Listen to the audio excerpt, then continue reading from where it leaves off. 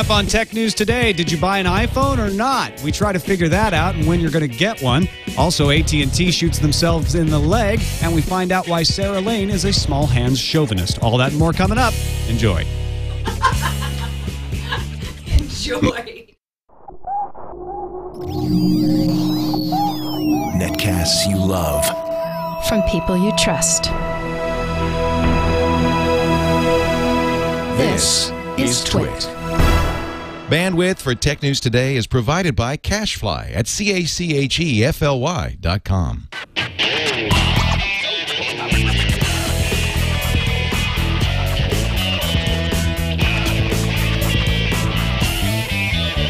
This is Tech News Today for Wednesday, June 16th, 2010. Tech News Today is brought to you by Ford and voice-activated sync, featuring true hands-free calling, turn-by-turn directions, 911 assist, and more. Available exclusively on Ford, Lincoln, and Mercury vehicles. For more details, visit syncmyridepodcast.com. Hello, and welcome to Tech News Today. I'm Tom Merritt. I'm Becky Worley. And I'm Sarah Lane. Behind the board is our self-described exhausted producer, Eric Lanigan. Welcome back from E3. What day is it? Is this even the same week? I have no... I think I spent like 17 hours just straight. We promise we'll let you sleep after the show. Thank you. It will happen. After the show. But first, much work But to not do. till we're done. This is the show where we kick around the tech news stories of the day, try to make a little sense of it all for you. And there's no making sense out of this AT&T Apple debacle. To summarize it, they sold 600,000 units of the iPhone 4 yesterday, but they don't know who they sold them to. That's 10 times higher than the first day 3GS sales. Unfortunately, tons of people couldn't get it to work on the web. A lot of people got confirmation emails and then later got emails saying, oh, no, you were wrong. We actually don't have one for you on the launch day. It's going to come later. There were people who logged in on the AT&T website only to find somebody else's information there. Right. Folks who didn't. Looked at the receipts, realized, well, that's not my address. Yeah. Oh, crap. Who's getting my phone? Which actually, now I'm a little excited. I mean, I didn't pre-order a phone. Maybe I'll just get one in the mail. Yeah, some people got confirmation emails were like, I didn't order an iPhone. Cool. Yeah. So anyway, AT&T has temporarily suspended pre-orders on their side of things. Apple has said, we're sorry. There's been an official apology come from Apple and AT&T. And right now, if you order an iPhone 4 through Apple, you're not going to get it until July 14th. And at this rate, could be a lot later. Yeah. I mean, I wouldn't hold them to that date at this point. So they got a lot of people wanting the iPhone 4. Couldn't handle it.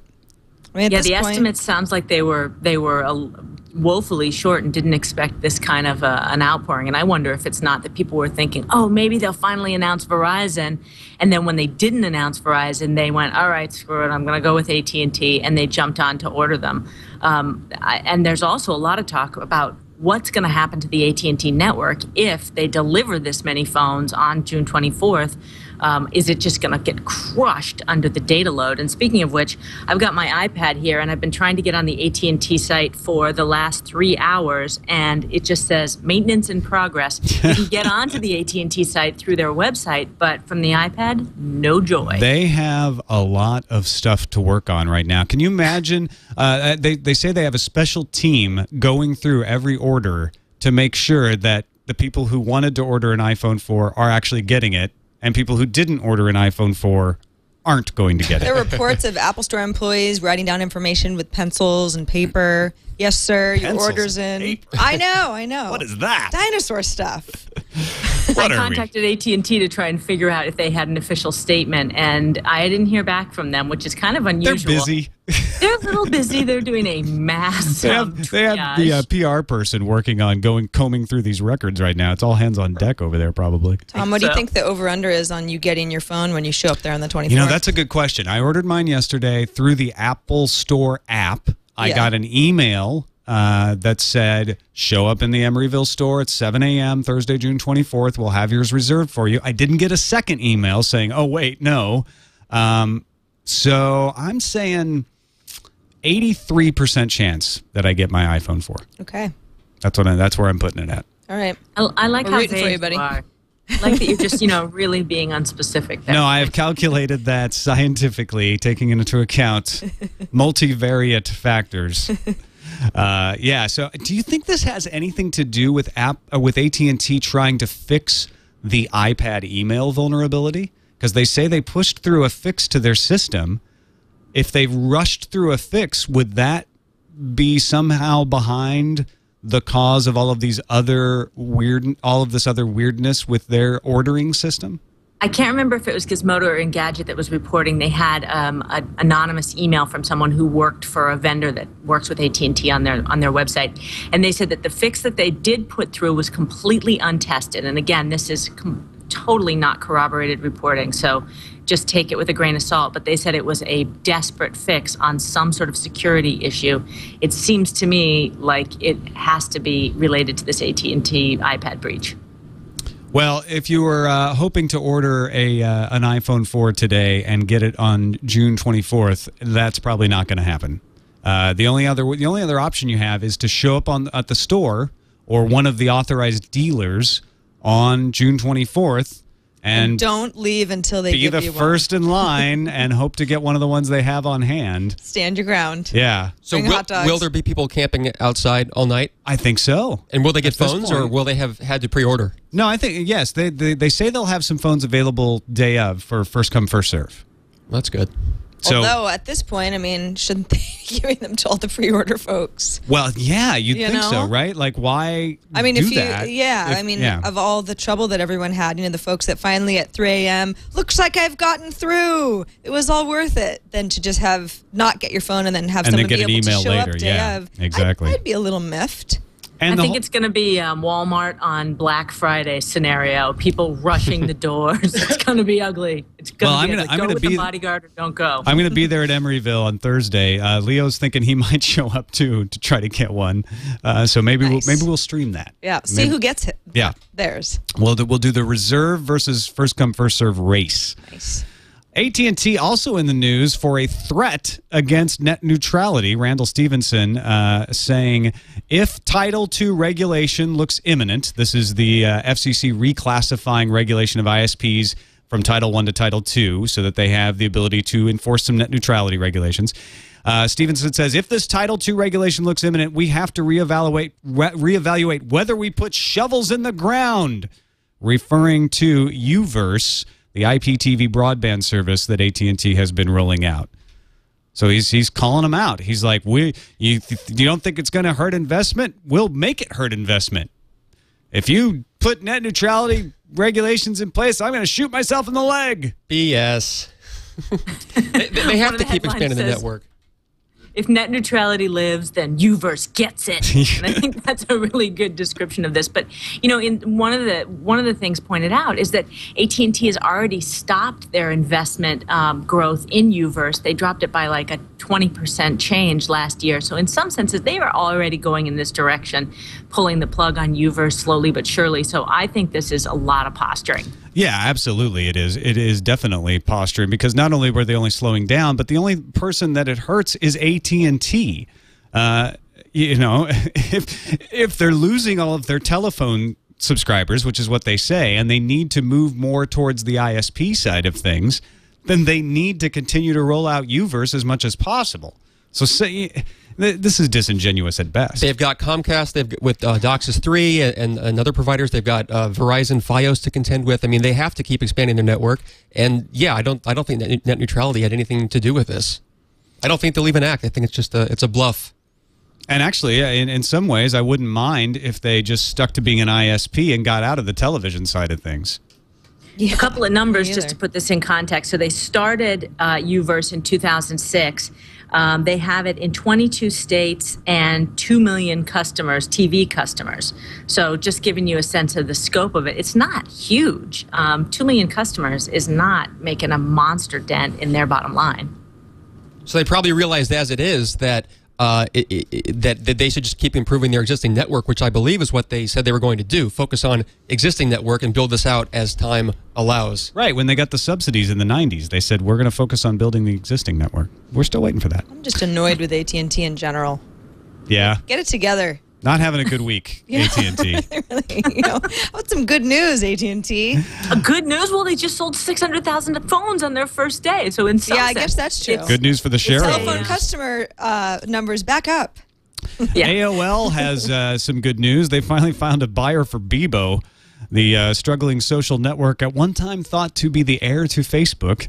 Has not turned out that way. AOL had bought it. Everyone wondered why. What they were going to do with it, and now they have sold it for, I haven't seen a number I believe yet. they sold it to $850 million. No, that's what they acquired it for. They bought it for $850 million. They sold it to Criterion Capital Hedge Fund, which only has $1 billion under management, so they ain't spending anywhere near $850 million if all they have is $1 billion in total. So this is a monster fire sale.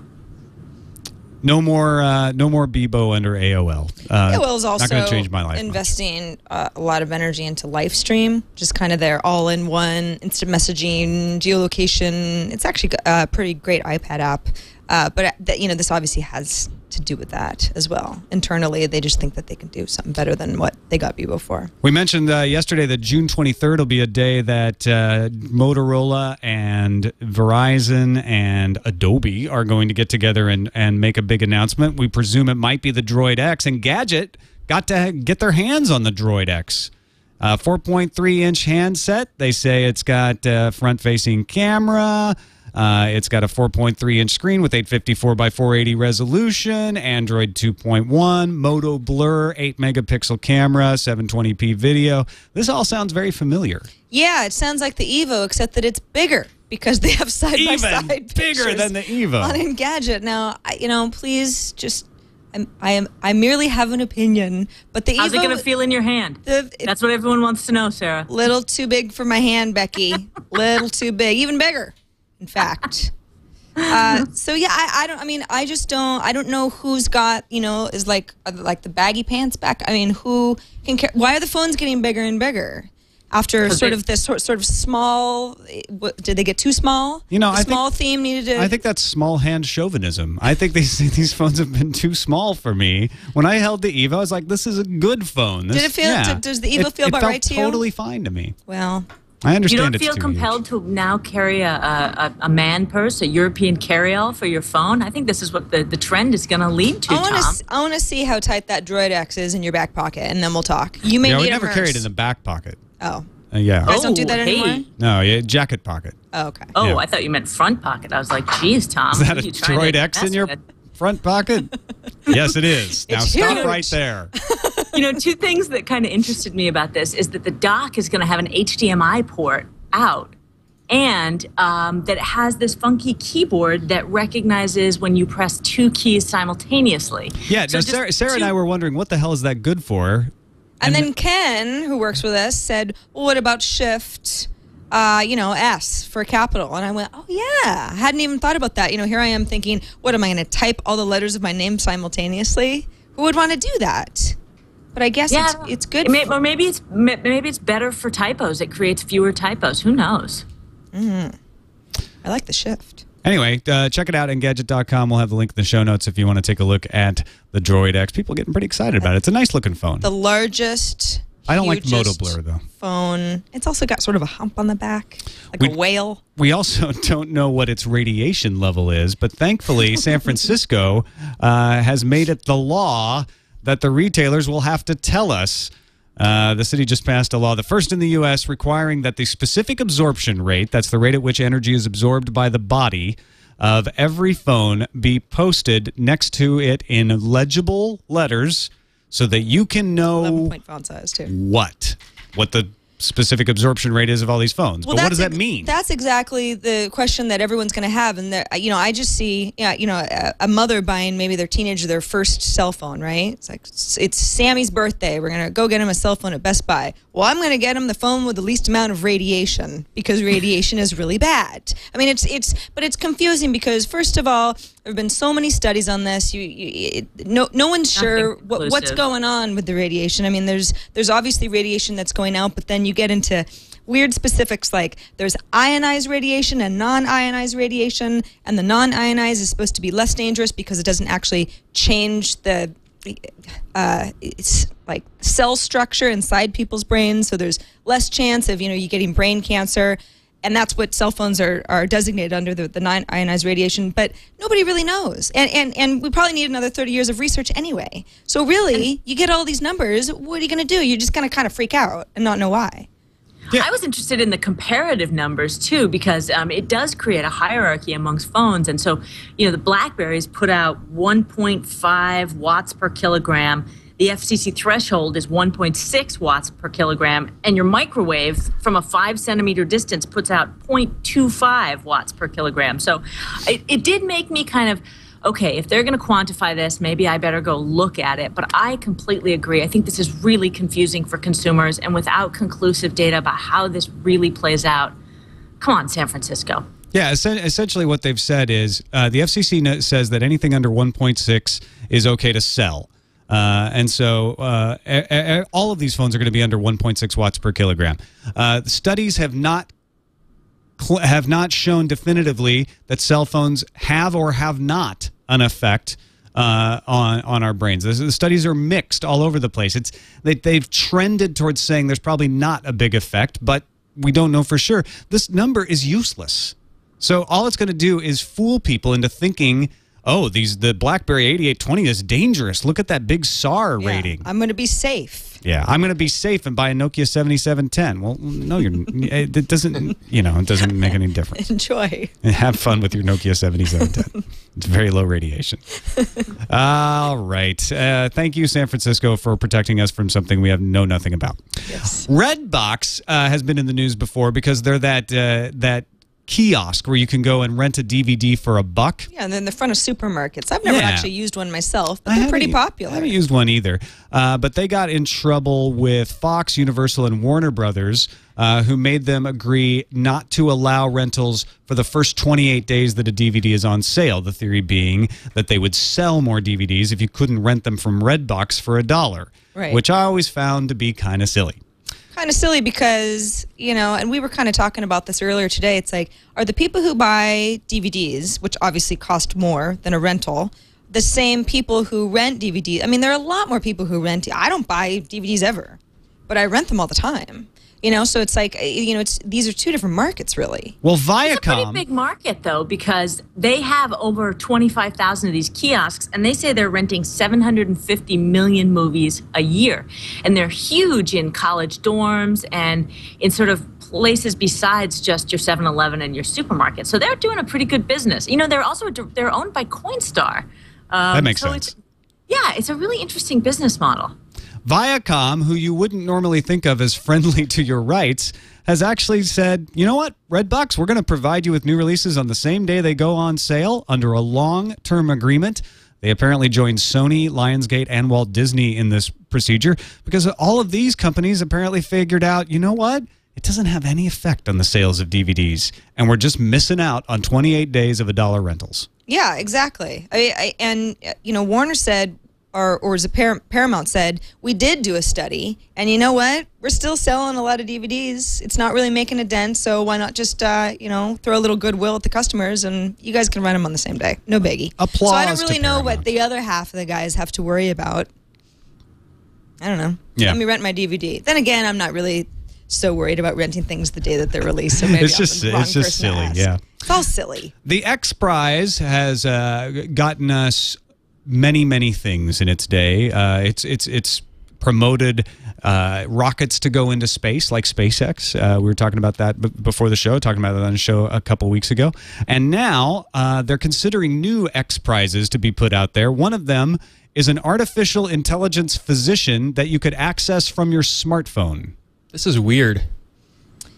Well, you know what? I feel that it it is really encouraging a margin of error.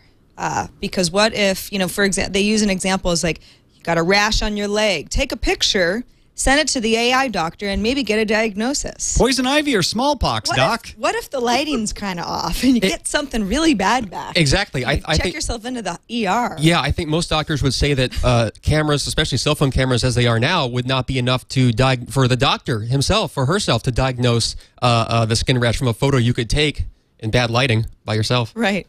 Maybe I think we're going to see a ton of things like this, though. I've already gotten pitches for apps that help you diagnose why you're having back pain. I got a pitch yesterday from a hospital in Cincinnati where they're using cameras and electronic stethoscopes in the ambulances to communicate with the ER docs as patients are en route. We are going to see big innovations in this field as sort of high-speed data networks evolve, and I completely agree with you. Like, for significant diagnoses, this is just is ridiculous. But for the little stuff, and so much of what is bogging down the healthcare system is the little stuff, this might actually be a way to lighten the load. Doing a little question and answer thing, I can like, oh, I've got a pain in my chest. Is it heartburn or a heart attack? And it can ask you some questions, and you can talk to it and sort of, answer the questions. And it can understand the answers and kind of run through the diagnostics tree. I could see that working really well with an AI. The pictures thing. Right, it gets a little. Will your cell phone fuzzy. doctor be in network? Yeah. Will the AI? Right. Yeah. How soon? I'm sorry, that AI is out of network. How soon before the insurance carrier says, "You want your cell phone to diagnose you? We don't cover that." How good will the cough recognition Actually, it'll be? go the other way, Eric. They'll be like, "Oh, you want to see a real doctor? No, you have to consult the AI smartphone doctor first and get a referral." But I'm telling you what, as a new mom, this is exactly what the quote-unquote advice nurse is. When you have new kids, your pediatrician gives you a number for the 24-hour advice nurse. They have a script that they walk you through, and it's exactly that, a decision tree, and it's pretty much the same thing. So they then make the decision whether you go to the doctor or not. So I don't see a huge difference in terms of the little stuff. Some of the script stuff, yeah. Definitely. Why does it even have to be cell phones? Why can't they just be a web page or a piece of paper? Because they're even talking for not only just third world countries, but also here.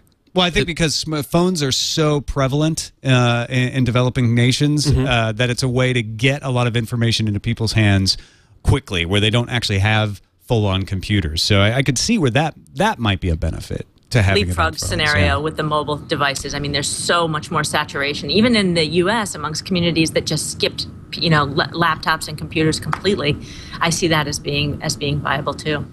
YouTube is adding a cloud-based video editor. This is very similar to what they already have on phones, where you can trim the beginning and end and pieces to kind of make sure that your video is tight. But it's a cool little tool. It's a cool tool, and a bunch of people have been reporting it, and everyone goes, now make no mistake, this is no Final Cut Pro killer, which is, I think that's good because Final Cut Pro is a really difficult program to use, especially if you don't have 30 hours of training under your belt. And, I think for the majority of YouTube users, nothing that robust is even going to help you out. It's only going to confuse you. But if you can trim a little or add a little music underneath, you could spice up your video at least a little bit, and it gives another layer of fun, really. And I read something like 40,000 YouTube-approved music tracks are also available as part of this editing system. 40,000? You can always tell when somebody doesn't have a good music library when they're using one of those like GarageBand loops. There's like 10 of them that you can get for free with the software, and it kind of you go, oh, yeah, the GarageBand thing. Okay, you guys haven't really thought this one through. 40,000 different music tracks, or at least audio tracks. That's really robust. It's about time we got a benefit from all this filtering and rights wrangling. Right, yeah. Give me another option. Seriously, that's pretty nice. All right. I think this sounds fun. I'm certainly excited to play around with it a little bit.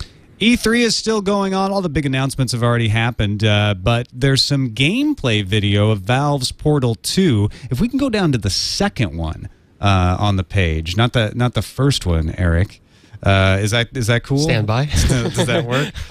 Because that's got more of the gameplay stuff. The first one has the trailer of Portal 2 that's been seen. But Portal 2 is the successor, obviously, to Portal, and GLaDOS is back. But everything is destroyed, so you're wandering around in ruins, and the gameplay looks really cool. Let's just imagine a world where do you guys play Portal? Neither one of you guys play Portal, do you? Nope. No. I'm excited about this, so we're going to show a little bit of that now. Well, let's see if you can excite us. You can send the tractor beam through a portal, and then also objects or yourself through the portal. Tractor beam. Yeah. Check it out. Okay, so this is the new look. And the fun thing about Portal is that you use this gun to actually create holes that you can warp through to other areas without being linear. And now they're adding this little tractor beam thing. So just shooting for shooting's sake. That does sound fun. You don't even. Well, no, you're shooting for transportation's sake. You're like for puzzle solving. What are you in? You're in the ruins of the lab from the first Portal. And I'm trying to figure out how this tractor beam thing works, but I think what happens is you create a portal and the tractor beam will go through it, show up somewhere else, and then see how he used the tractor beam to actually catch that falling box. Did you see the speed goo? The orange goo that lets you I haven't seen jet down surfaces? Yeah, we actually had that on our live coverage. Should I pull that up, or I don't know how much longer you want to spend on this. That's probably enough. We'll have a link in the show notes. Exactly. Practically bouncing out of your chairs. I know. Yeah, twit.tv for that. And don't forget, but you should know that the Ulysses comic is back in the Apple Store, the one with the genitalia, the very small cartoon genitalia. So just in time for Bloomsday, June 16th, you can get the Ulysses James Joyce comic. Thank goodness for that. On to the calendar. Becky, what do we got on the docket?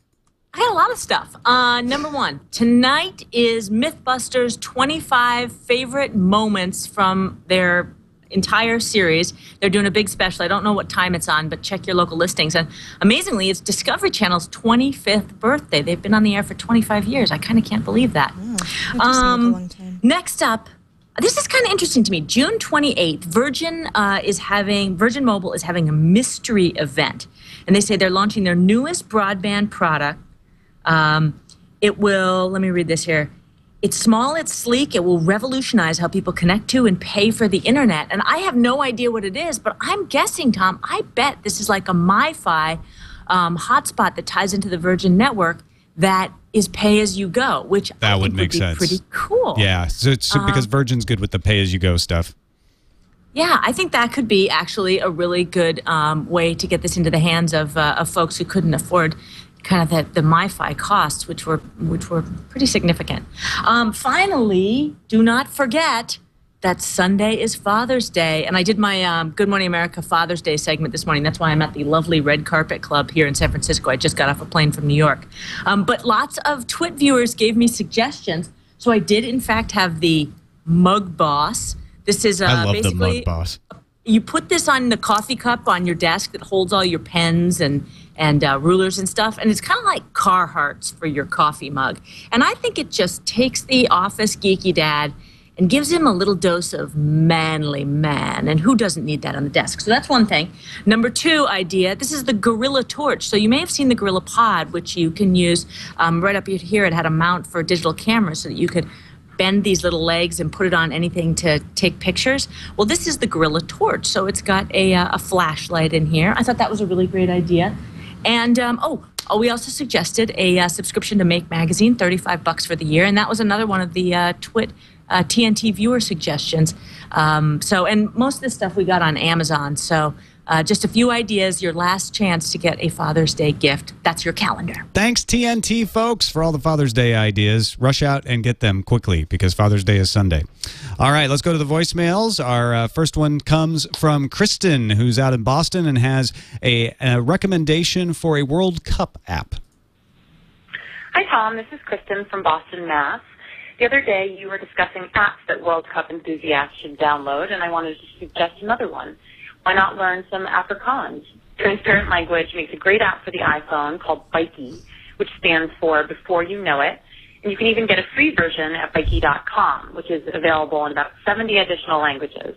Thanks, Tom. I love your show. Keep up the great podcasting. Hey, thanks, Kristen. Always like a good app recommendation. Yeah. And from a chick. Chicks are apparently like all about this show. Who knew? We have at least 3 women viewers. Just kidding. They're all over this show. And learning Afrikaans. Yeah.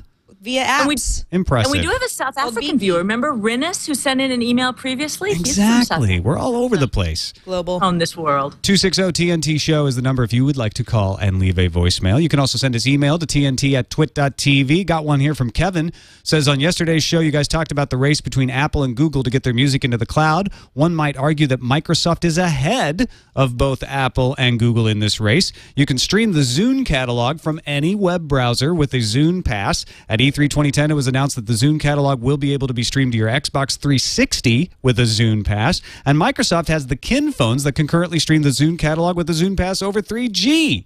But my point is that Microsoft has a music streaming technology for phones available right now. Windows Phone 7 devices will also be able to stream the Zune catalog with the Zune Pass when they are available later this year. The question will be, can the Zune platform gain any traction in the market with its availability on the 360, Phone 7, and Kin?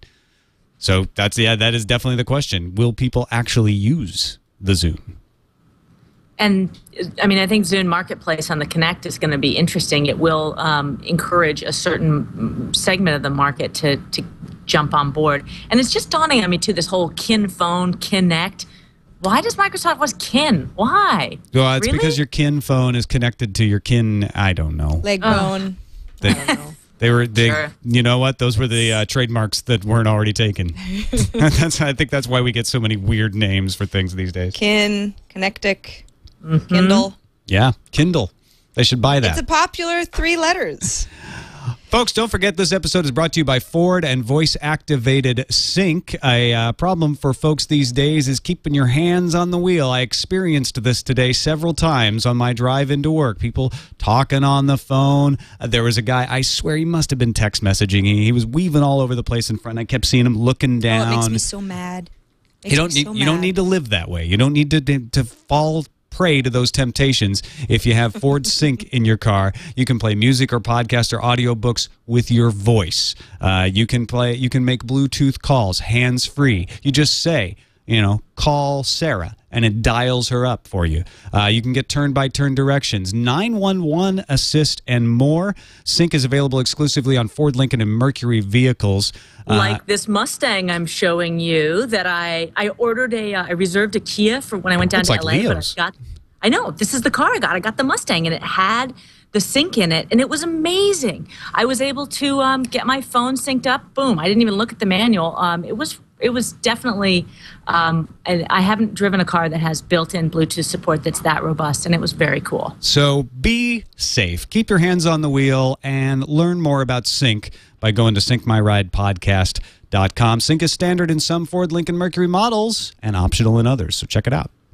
Should we read another email? Yeah, let's do. This next one comes from Reggie Davis, who loves the show and says, so now we have the Galaxy S coming out, and I think they mean Galaxy 5. Is there such a thing as having too many devices? Is it possible that Android has crossed the line from having a nice variety of handsets to having indistinguishable blur of devices? It's starting to be like boy bands in the 90s. Hey, it was fine when it was just Backstreet Boys, NSYNC, New Kids on the Block, and New Edition.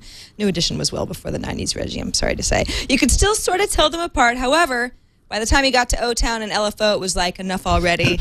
Is Eric Schmidt becoming the Lou Pearlman of the mobile industry? Reggie, I mean, I guess he has to get into a deep Ponzi scheme and go to jail for 25 years in order to make that comparison. I don't even know who LFO is. I guess it's a boy band. I missed that boy band. But I totally agree about his point with Android devices. I mean, especially after that Computex conference. That's the nice lady here at the Red Carpet Club walking behind me. Don't mind that. But I felt like there was a real glut of Android devices. And it is hard to keep track of what's new, what's happening, who has what. And the simplicity, when they're competing with the Apple products, the simplicity of iPad, iPhone, compared to the glut of Android devices, I agree. All right, let's finish up. We got one more email. Becky, you want to read this one from Dustin? Right. Dustin. This is Dustin Clark from Franklin, Tennessee. I'm writing in to say I enjoyed your coverage of E3 and the different views of the new Connect and Move. One thing that disturbed me, though, is how the mainstream media throws out the term hardcore gamer when referring to players who don't get excited about moving around while playing games. I own a Wii and an Xbox 360 and consider myself a hardcore gamer, but I really enjoy my Wii for the aspect of motion-activated games. I think these so-called hardcore gamers need to be referred to as lazy gamers or old-fashioned gamers and not hardcore, because hardcore gamers embrace innovation, and innovation is what keeps games interesting. Just my thoughts. What do you think? Guys? I think that's pretty funny to be like, you know what? If you don't like the Kinect, you're lazy. You're Get up off the fat couch. And lazy, and That's you're a what slob. a hardcore gamer is. And the irony is, I think the hardcore gamers have the softest cores because I doubt that they do many sit-ups. No core strength. 2 points, Eric. They're no core gamers. Oh, I think it all strengthen is, your hardcore. You know, to each their own as far as gaming goes. If you game a lot, I think you're a hardcore gamer. You don't have to game certain kinds of games. I think he's got a good point about the innovation. Like, you know what? If you're a hardcore gamer, you shouldn't just dismiss something. Yeah, you respect it for what it is. Because of connectables. Right. You know, there's probably lots of other great uses you'll be able to put it to. So Skittles the tiger. I think if you play Plants vs. Zombies for 6 hours a day, I think it's more addictive personality than hardcore gamer. I mean, I'm not saying this myself. I'm an addict and I need help. Yes, I am saying it. But I just think that there is a differentiation if you live the lifestyle, you're a hardcore gamer, whereas you can also just get sucked into a game and that can still be a casual experience. All right, so there's room for everyone in this gaming tent. Let's just all try to get along. Game together. And frag With a each other to smile. death online. Pull out each other's spines. All right. Thanks, everybody, for watching. That's it for today's show. You can email us tnt@twit.tv. You can also phone us, 260-TNT-SHOW. That's our phone number. And, of course, you can find all the details about the show, including links to the wiki, where our show notes are, at twit.tv/TNT. We'll see you next time. Bye. Bye.